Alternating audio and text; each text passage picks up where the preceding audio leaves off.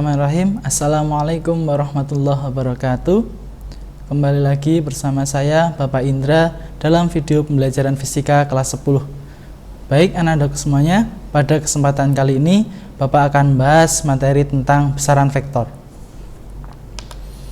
Baik anak-anak, sebelum kita tampilkan latihan soal dan juga pembahasannya, Bapak akan mereview materi secara singkat.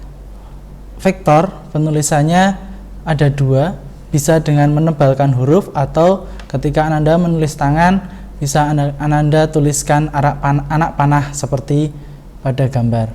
Selanjutnya, untuk menggambarkan vektor, yang terpenting Ananda harus memulai dari pangkal vektor, kemudian nanti diakhiri dalam bentuk ujung vektor berupa segitiga. Baik Ananda, menggambarkan selanjutnya yaitu menggambarkan resultan vektor. Untuk menggambarkan resultan vektor ada tiga metode. Metode yang pertama yaitu metode segitiga. Pada metode segitiga ini, ketika ada vektor A yang ditambahkan dengan vektor B, nanti cara menggambar yaitu kita gambarkan vektor A dari pangkal vektor, kemudian digaris dengan sampai ujung vektor, kemudian ujung vektor A ini kita ketemukan dengan pangkal dari B, kemudian melanjutkan sampai ketemu dengan ujung B. Nah, kemudian resultan dari A plus B adalah garis dimulai dari pangkal A sampai dengan ujung B. Selanjutnya metode jajar ginjang. Pada metode ini cirinya ketika ada vektor A ditambahkan dengan vektor B dengan metode jajar ginjang, nanti pangkal dari A itu bersatu titik dengan pangkal dari B. Kemudian untuk resultannya itu digariskan dari pertemuan garis imajiner vektor B, ini adalah vektor B, garis imajinernya, sedangkan ini adalah garis imajiner dari vektor A. Kemudian ada pertemuannya. Nah, pertemuan ini kita gariskan dari pangkal sampai dengan pertemuan. Nanti kita gambarkan ujung vektor dari resultan. Selanjutnya metode poligon. Pada metode poligon ini biasanya digunakan untuk menggambarkan vektor banyak. Misalnya ada vektor A ditambah vektor B tambah vektor C. Konsepnya sama dengan metode segitiga. Ujung A bertemu dengan pangkal B, ujung B bertemu dengan pangkal C, nanti resultannya dimulai dari pangkal A, diakhiri sampai dengan ujung C. Bagaimana dengan jika A plus B min C? Jika nanti kalau di sini plus C itu arahnya ke bawah, karena C di sini arahnya ke bawah, nanti min C berarti arahnya ke atas seperti ini. Ini adalah vektor dari min C. Oke, seperti itu Ananda. Selanjutnya berkaitan dengan komponen vektor. Apabila digambarkan suatu vektor F, nanti vektor F yang dengan kemiringan theta tertentu terhadap sumbu X, tentunya vektor F ini akan memiliki komponen terhadap sumbu X yaitu Fx dan juga komponen vektor terhadap sumbu Y yaitu Fy. Untuk mencari besarnya Fx dan besarnya Fy, nanti kita lihat dari lokasi sudutnya. Apabila sudutnya itu berhimpitan dengan sumbu X, maka Fx dicari dengan F dikalikan cos theta atau cos sudut. Sedangkan apabila Fy nanti dicari dengan F dikali sin theta. Selanjutnya, untuk mencari berapa nilai sudut pada kemiringan vektor F ini, berlaku rumus bahwa tan theta sama dengan Fy per Fx. Tan theta itu tan yaitu depan, di sini imajinernya dari Fy dibagi dengan Fx, seperti itu. Untuk selanjutnya yaitu mencari besar atau nilai resultan. Apabila diketahui vektor A membentuk sudut theta terhadap vektor B, nanti untuk resultannya digambarkan dengan metode jajar ginjang. Mencari resultan nanti bisa menggunakan persamaan A kuadrat ditambah B kuadrat ditambah 2AB cos theta di sini. Apabila selisih vektor yang dicari, misalnya selisih vektor A dan B, maka nanti arah B-nya berubah ke sini karena nanti jadi min B. Oke, nanti besar resultan yaitu A kuadrat ditambah B kuadrat dikurangi 2AB cos theta. Baik, selanjutnya anandaku semua, kita langsung ke latihan soal saja. Latihan soal yang pertama, ada sebuah pesawat terbang menempuh 40 km dalam arah 60 derajat utara dari timur, kemudian 10 km ke timur, dan akhirnya pesawat tersebut berbelok 10 akar 3 km ke arah utara. Tentukan besar dan arah perpindahan pesawat terbang tersebut. Baik Ananda, di sini kita diminta untuk mencari besar perpindahannya, kemudian arahnya bagaimana. Nah, untuk yang pertama kita gambarkan dulu vektor dari gerak pesawat tersebut. Vektor tersebut, pesawat tersebut bergerak ke dalam arah 60 derajat utara. Di sini misalnya 60 derajat utara terhadap timur, bergerak sejauh 40 km. Ini saya tuliskan sebagai vektor yang pertama. Kemudian pesawat tersebut bergerak ke timur sejauh 10 km.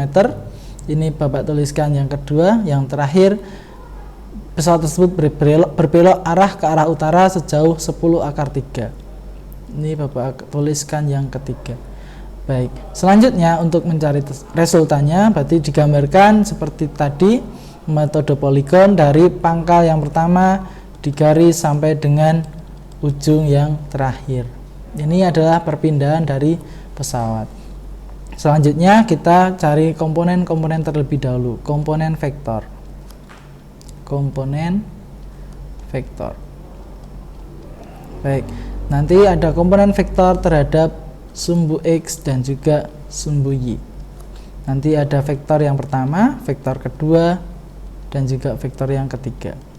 Untuk vektor yang ketiga dulu, vektor ketiga arahnya ke utara, berarti sejajar dengan sumbu Y, berarti vektor tersebut hanya memiliki komponen terhadap sumbu Y dengan besar 10 akar 3. Untuk komponen vektor terhadap sumbu X nilainya 0.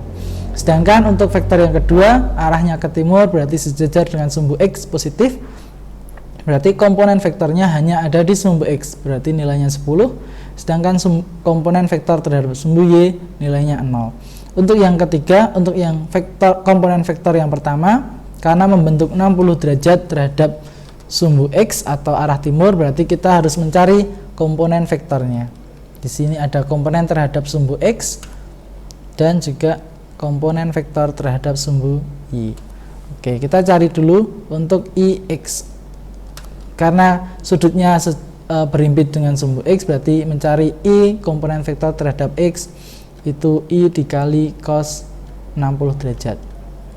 I nya 40, cos 60 derajat itu setengah. Bisa Anda lihat di tabel sudut-sudut istimewa, berarti nilainya 20. Sedangkan untuk komponen vektor I terhadap yang sumbu Y, mohon maaf, berarti I dikali sin 60, berarti 40 dikali setengah akar 3, atau nanti hasilnya 20 akar 3. Baik, ini kita tuliskan di sini. Untuk komponen vektor yang pertama sumbu X 20, sumbu Y 20 akar 3, kita tinggal dijumlahkan. Yang X nanti ini dijumlah ya nak, yang X itu nilainya 30, sedangkan Y 30 akar 3. Baik, sekarang kita mencari besar resultan. Resultan berarti akar dari X kuadrat ditambah Y kuadrat. X kuadrat berarti 30 kuadrat ditambah 30 akar 3 kuadrat. Di sini berarti 900 ditambah 30 kuadrat 900 akar 3 kuadrat, berarti nilainya 3. 3 kali 900 berarti 2700. Berarti nilainya akar dari 3600 atau 60 km. Perpindahan pesawat tersebut berarti 60 km. Bagaimana dengan sudutnya? Mencari sudut berarti menggunakan persamaan tan theta sama dengan komponen vektor terhadap sumbu Y dibagi komponen vektor terhadap sumbu X. Nilainya 30 akar 3 dibagi 30. Tan theta sama dengan akar 3, karena ini tinggal dicoret. Baik, tan theta akar dari 3, berarti nanti tetanya inverse tan dari akar 3, berarti 60 derajat. Baik, seperti itu Ananda untuk soal yang pertama. Kemudian kita lanjut untuk soal yang kedua. Baik, soal yang kedua, perhatikan gambar-gambar gaya di bawah ini. Ada 3 gaya, kita anggap yang ke kiri ini namanya gaya F1, yang naik namanya F2, sedangkan yang sini namanya gaya F yang ketiga. Selanjutnya tipsnya kita lihat komponen-komponennya. Karena ini miring 60 derajat berarti nanti ada gaya yang ke arah sumbu X. Berarti di sini F2X, dan juga yang naik berarti di sini F2Y. Untuk gaya F ketiga dia juga miring, berarti di sini nanti ada F3Y, dan juga di sini ada sepanjang ini ya F3X. Nah, seperti itu Anda. Selanjutnya kita cari komponen vektor seperti tadi. Nanti ada yang dari sumbu Y dan juga sumbu X. Oke, sumbu X-nya di sini. Nanti ada yang gaya yang pertama, gaya yang kedua, gaya yang ketiga. Tetapi karena ini semuanya membentuk sudut, berarti kita harus urai satu persatu. Untuk yang pertama F2 dulu. F2X berarti F2 cos berapa sudutnya di sini? 60 derajat. Berarti 3 dikali cos 60 setengah. Berarti di sini 1,5. Untuk F2Y berarti F2 sin 60 berarti 3 dikali setengah akar 3, berarti nilainya 1,5 akar 3. Itu untuk yang gaya F2. Sedangkan yang F3 dengan cara yang sama, F3X berarti F3 karena ini membentuk sudutnya terhadap sumbu X ya, berarti nanti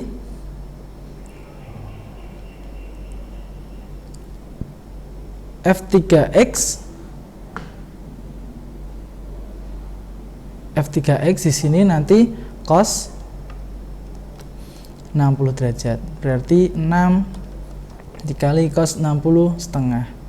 Berarti nilainya 3. Sedangkan F3Y yang naik ke atas itu berarti F3 sin 60. Berarti 6 dikali 60 sin 60 berarti setengah akar 3, berarti 3 akar 3. Nah, tetapi karena sumbu Y ini arahnya ke bawah Ananda, berarti di sini ya, ini yang Y ya, mohon maaf, yang ini yang X. Nah, itu yang Y karena nilainya ke bawah berarti min 3 akar 3. Baik, selanjutnya kita tulis untuk yang F1 arahnya ke kiri sumbu X berarti dia min 3, sumbu Y nya komponen vektor terhadap sumbu Y nilainya 0. Kemudian F2 untuk sumbu X nya 1,5, sumbu Y nya 1,5 akar 3. Selanjutnya untuk yang F3, untuk yang X nilainya 3, yang sumbu Y nilai komponen vektornya min 3 akar 3. Berarti nanti selanjutnya kita jumlahkan min 3 ditambah 1,5 ditambah 3 nilainya 1,5. Sedangkan di sini 0 ditambah 1,5 akar 3 dikurangi 3 akar 3 berarti nilainya min 1,5 akar 3. Berarti resultannya karena yang dicari hanya besar resultan ketiga gaya R, sudah dicari komponen vektornya tinggal X kuadrat ditambah Y kuadrat.